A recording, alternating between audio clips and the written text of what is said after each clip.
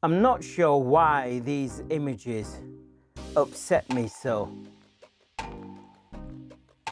I can't really put my finger on it.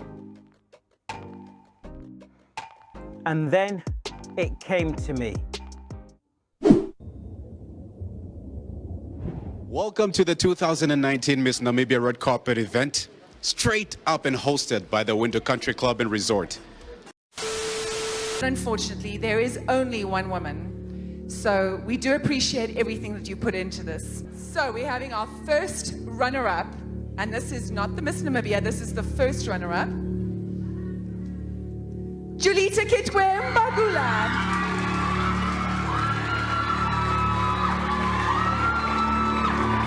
Congratulations. Congratulations. Sundjata Keita. Our first run-up. Miss Namibia 2019 is...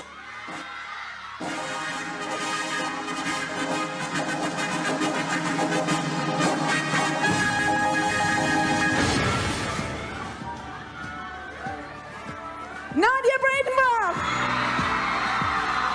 Nadia Breitenbach, ladies and gentlemen, a brand new Miss Namibia 2019. Can you believe it? There you go, ladies and gentlemen, Miss Namibia 2019. Nadia Breitenbach has got the crown and will have the crown until this time next year, 2020. Thank you to the Winter Country Club Resort for this wonderful, spectacular venue. Here they are, Miss Namibia. Oh, hi, I'm Sundjata. I'm the founder of Warrior for Power. Warrior for Power is the only organization on planet Earth determined to bring about the total, radical transformation of the lives of African people within this century, the 21st century. If, like me, you are absolutely fed up with nothing changing for the better for African people on planet Earth, then become a member of Warrior for Power. It costs just $2 per month membership if you're living in the Caribbean or Africa, or just $6 per month if you're living in the West. To find out more, just visit patreon.com and search for Warrior for Power.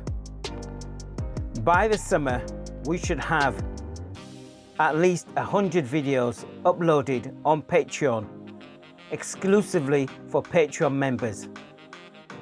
And by the autumn, we'll be launching our first ever Warrior for Power training course.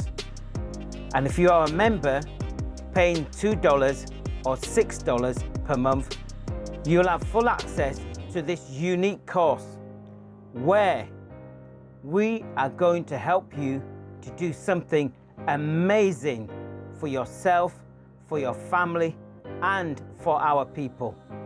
Come, join Warrior for Power.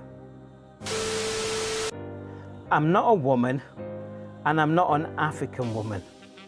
So why do these images trigger me? I have finally realized why.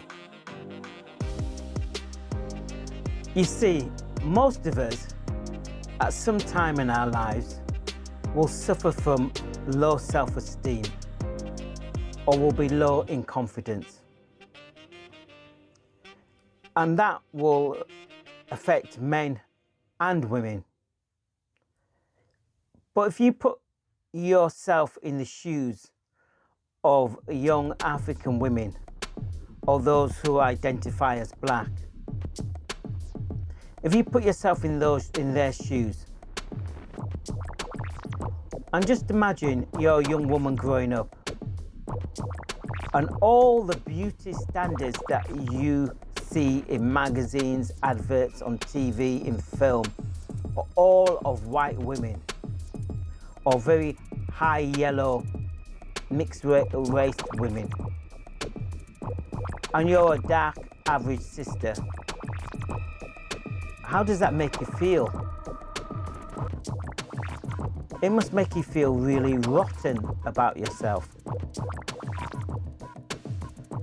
And if you look at Namibia, off the top of my head, there's no more than about 7,000 Europeans living in Namibia. And the population of Namibia, I think, is around 2 million people. So given that half the population will be female, that's 1 million. How is it that this Southwest African state routinely selects white women as Miss Namibia? Routinely, year after year after year. So you see, that's where the uncomfortable feelings come from. It's uncomfortable, you feel it. That you are erasing an entire population of women. And here's the thing. This entire thing is based on subjective values.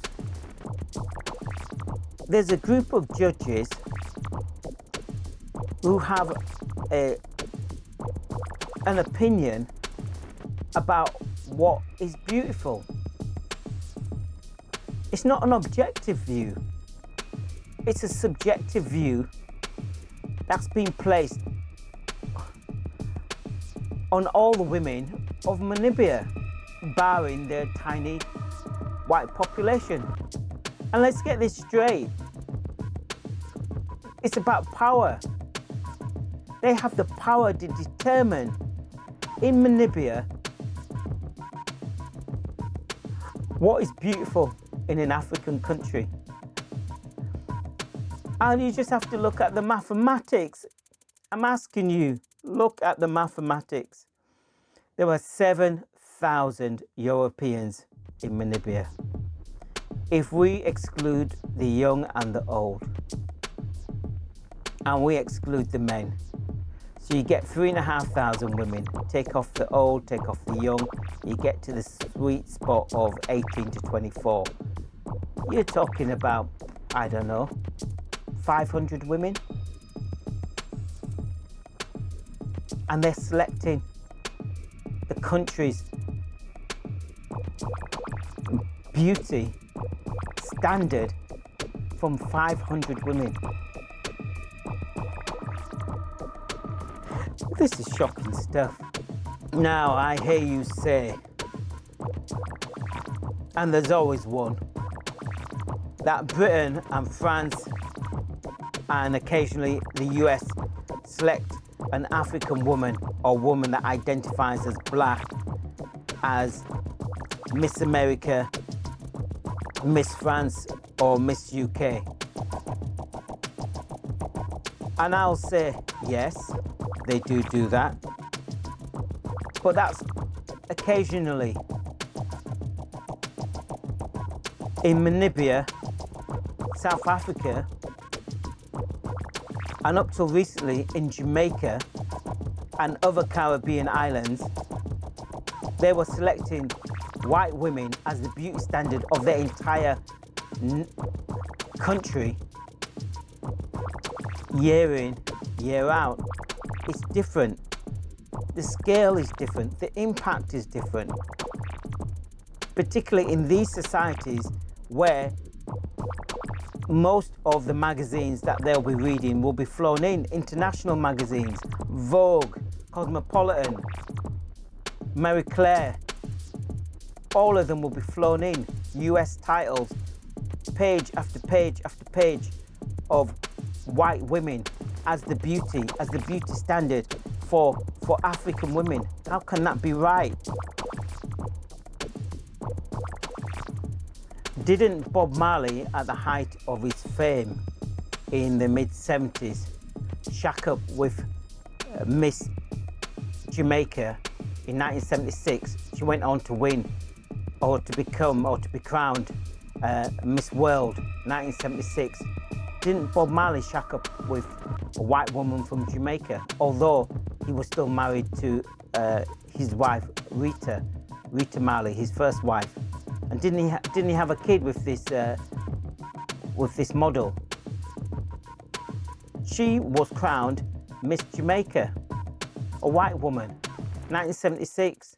This shit has been going on a very long time. You see, this whole thing is about erasing African women as a beauty standard to African women themselves and to African men.